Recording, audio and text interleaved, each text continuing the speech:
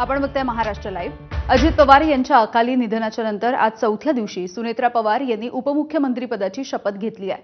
2 दिवसांपासून राज्यामध्ये सुरू असलेल्या घडामोडींच्या पार्श्वभूमीवरती शिवसेनेचे मंत्री संजय शिरसाट हे नेमकं काय म्हणाले आपण बघूया।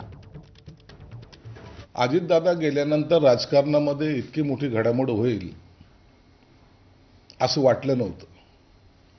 निश्चित काही कालावधी जाईल, त्याच्यानंतर या घडामोडी होणं साहजिक होतं। राजकारणामध्ये जे कालच्या ह्या घडामोडी जे पाहिल्या 2 दिवसातल्या, तर याच्यामुळे असं वाटतं माणसापेक्षा खुर्चीला जास्त महत्त्व आहे।